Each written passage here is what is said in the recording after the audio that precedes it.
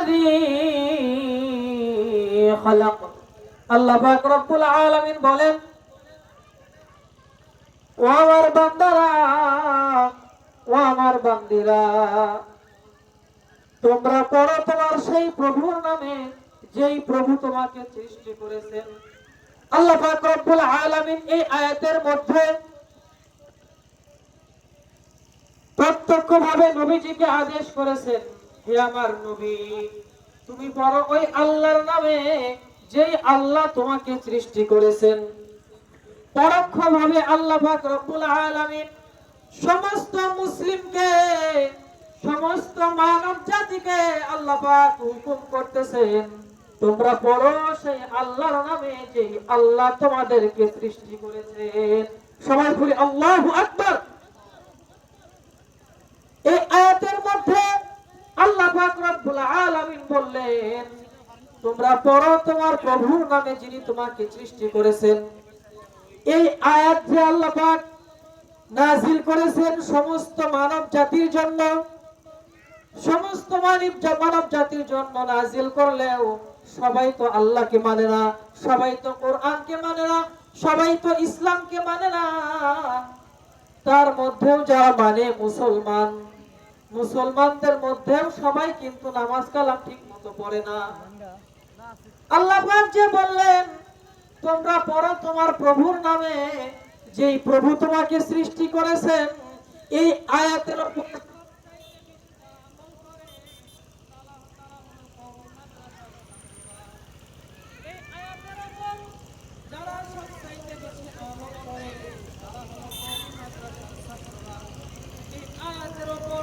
সবচাইতে বেশি যারা আমল করে তারা হলো কওমি মাদ্রাসার ছাত্রীরা। এই আয়াতের ওপর সবচাইতে বেশি যারা আমল করে তারা হলো কওমি মাদ্রাসার শিক্ষকেরা। এই আয়াতের ওপর সবচাইতে বেশি যারা আমল করে তারা হলো কওমি মাদ্রাসার শিক্ষকেরা। সবাই বলি আল্লাহু আকবার।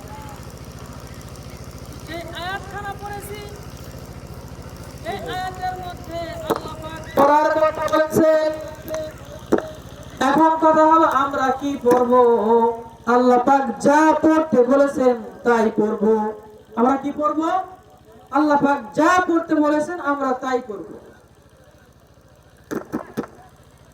যে কথা বলতেছিলাম, আমি আলোচনা করব যে আমরা আমাদের সন্তানদেরকে মাদ্রাসায় কেন পড়াবো এই বিষয় নিয়ে। আয়াতের মধ্যে যে আল্লাহ পাক বললেন যে তোমরা পড়ো তোমার প্রভুর নামে যেই প্রভু তোমাকে সৃষ্টি করেছেন, এই মাদ্রাসার এই আয়াতের উপর আমল করা হলো মাদ্রাসার ছাত্র ছাত্রী শিক্ষার্থীরা। আর এরা যে আমল করে বা এই আয়াতের উপর সবচেয়ে বেশি আমল করে, এই জন্য এরা হলো সর্বশ্রেষ্ঠ মানুষ। সবাই বলি সুবহানাল্লাহ। এরা হলো সর্বশ্রেষ্ঠ মানুষ। কারণ একজন মাদ্রাসার ছাত্র, একজন মাদ্রাসার ছাত্রী, সে যদিও গুনাহের কাজ করে বা যদিও ভুলবশত গুনাহের কাজ করে, তারপরেও তাদের মধ্যে আল্লাহর ভয় রয়েছে। একজন মাদ্রাসার ছাত্র একটা কেন হয়? কেননা এরা আল্লাহর কোরআন পড়েছে, কেননা এরা আল্লাহর কালাম পড়েছে, কেননা এরা আল্লাহর কোরআন পড়েছে, আল্লাহর কালাম পড়েছে। আর আল্লাহর কোরআন পড়ার কারণে, আল্লাহর কালাম পড়ার কারণে আল্লাহ পাক রব্বুল আলামিন এদেরকে শ্রেষ্ঠ মানুষ বানায় দিয়েছেন। একটা হাদিসের মধ্যে আছে, নবীজি সাল্লাল্লাহু আলাইহি ওয়াসাল্লাম বলে, যে ব্যক্তি কুরআন শিক্ষা করবে এবং কুরআনের উপর যে ব্যক্তি আমল করবে, আল্লাহ পাক রব্বুল আলামিন ওই কুরআন শিক্ষা যে করবে, যে আমল করবে, আল্লাহ পাক রব্বুল আলামিন তার পিতামাতার মাথার উপর মুকুট পরায়া দিবেন। সবাই বলি সুবহানাল্লাহ। তো আমরা যদি আমাদের মাথার উপর যদি মুকুট পড়তে চাই, তাহলে আমাদের সন্তানদেরকে মাদ্রাসায় পড়াতে হবে। কোথায় পড়াতে হবে? আর যদি মাদ্রাসায় যদি না পড়াই, স্কুল কলেজে যদি পড়াই, শিক্ষা পাওয়ার কারণে বা ভুল মেসেজ পাওয়ার কারণে, কোরআন ভিতরে না থাকার কারণে যদি বিপথে যদি চলে যায়, ওই আমার সন্তান যদি জাহান্নামে যায়, আমাকে নিয়ে জাহান্নামে যাবে। সবাই পড়ি না আউযুবিল্লাহ। এজন্য ভাইরা আমার, অনেকেই তোমরা আছো যারা ঠিক মতো কোরআন পড়তে পারো নাই। ছোটবেলায় কোরআন পড়েছো, ছোটবেলায় আম্মা পড়া পড়েছো, পরবর্তীতে কোরআনের উপর আমল করা হয় নাই, পরবর্তীতে কোরআনের উপর আমল করা হয় নাই, পরবর্তীতে দাঁড়িয়ে রাখো নাই। বাবারা, তোমাদের প্রতি একটা অনুরোধ করব, তোমার সন্তানকে মাদ্রাসায় দিও। যদি মাথায় সোনার, যদি মাথায় সেই মুকুট পড়তে যাও, যদি দুনিয়ায় সম্মান পাইতে চাও, তোমার সন্তানকে মাদ্রাসায় দিও। যদি আখিরাতে যদি মাফ পাইতে চাও, তোমার সন্তানকে মাদ্রাসায় দিও। যদি তোমার সন্তানকে মাদ্রাসায় দাও, তাহলে তুমি হবে দুনিয়ার বুকে শ্রেষ্ঠ মা বাবা। আল্লাহু আকবার। তুমি যদি তোমার সন্তানকে মাদ্রাসায় দাও, তোমার সন্তানকে যদি তুমি কোরআন শেখাও, তুমি হবে দুনিয়ার শ্রেষ্ঠ মা বাবা। সবাই আলেম হতে পারে না, কিন্তু আলেমের মা বাবা চাইলে যে কেউ হতে পারে, ঠিক কিনা? সবাই কিন্তু আলেমের মা হতে পারে না, সবাই কিন্তু আলেমের বাবা হতে পারে না। আল্লাহ পাক রব্বুল আলামিন যাকে এই সৌভাগ্যটা দান করেন, সেই কিন্তু হতে পারে, ঠিক কিনা? তো যে আয়াতখানা পড়েছি, এই আয়াতের আলোকে বলতে চাই, আল্লাহর বিধান পালনকারী লোকেরা হলো এই মাদ্রাসার ছাত্র এবং ছাত্রীরা। আল্লাহর বিধান, এই কোরআন পাঠকারী ব্যক্তিরা হলো সর্বশ্রেষ্ঠ মানুষ। নবীজি সাল্লাল্লাহু আলাইহি ওয়াসাল্লাম হাদিসের মধ্যে বলেন, খায়রুকুম মান তাআল্লামাল কুরআনা ওয়া আল্লামা।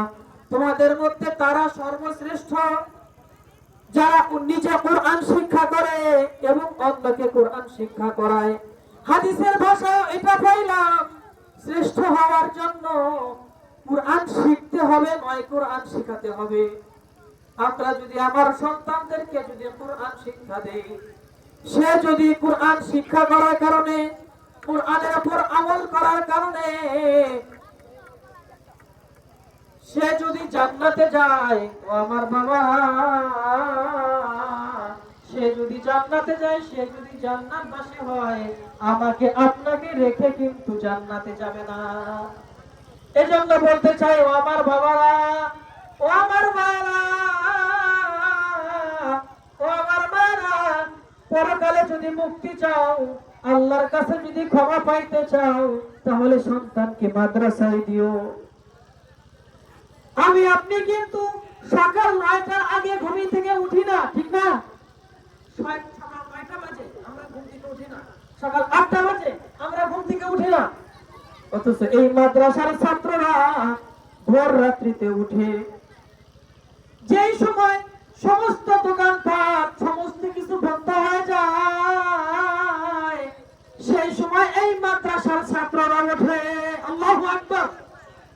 এই মাদ্রাসার ছাত্ররা আগে ভাগে উঠে এবং পড়া শুরু করে, বিসমিল্লাহির রহমানির রহিম, আলহামদুলিল্লাহি রাব্বিল আলামিন, আর রহমানির রহিম।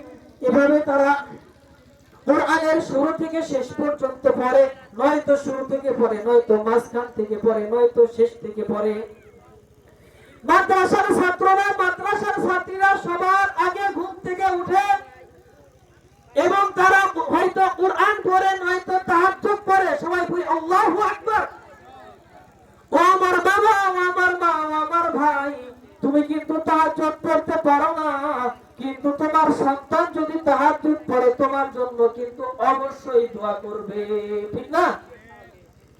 তুমি তাহাজ্জুদ না পড়লে তোমার সন্তান তোমার জন্য দোয়া করবে, আল্লাহ, আমার বাবা মা তো নামাজ পড়ে না গো মাওলা, তুমি আমার বাবা মাকে নামাজ পড়ার তৌফিক দান করো। দোয়া করবে না? অবশ্যই দোয়া করবে।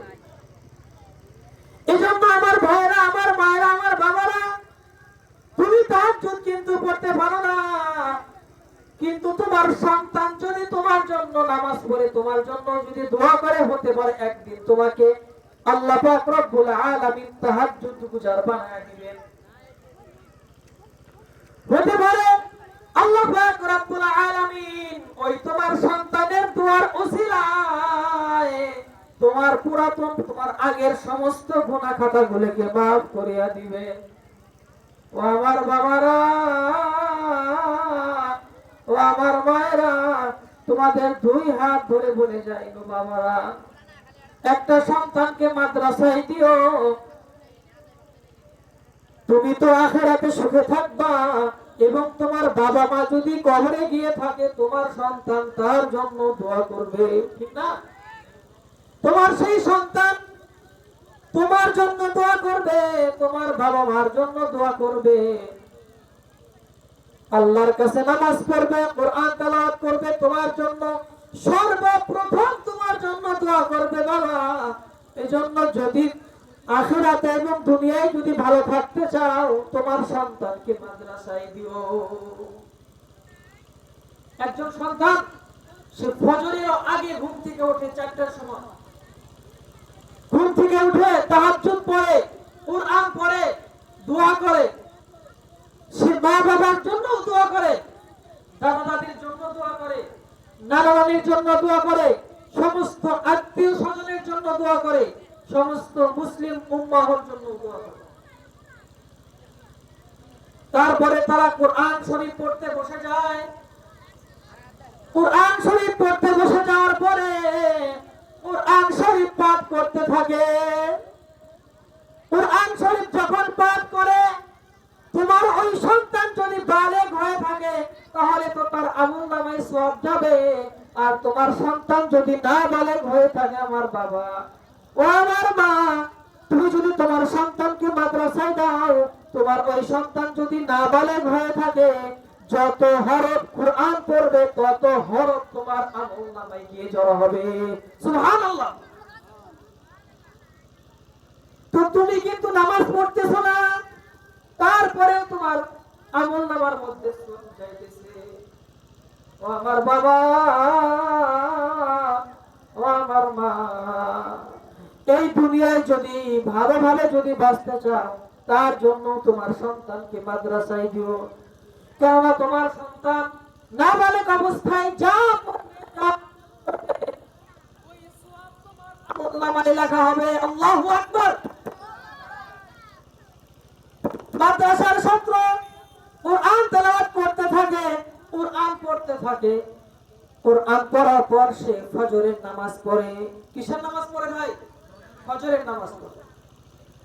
ফজরের নামাজ যখন পড়ে, ও আমার বাবারা, আমার ভাইরা, ও আমার মা জননীরা, একটু মনোযোগ দিয়ে কথাগুলো শোনো। আমার মা, তোমার ওই সন্তান যখন ফজরের নামাজ পড়বে, সে যদি বালেগ না হয়ে থাকে, সে যদি না বালেগ থাকে, ফজরের নামাজ পড়লে যত সওয়াব হবে, সমস্ত সওয়াব তোমার আমলনামায় জমা হবে। আল্লাহু আকবার।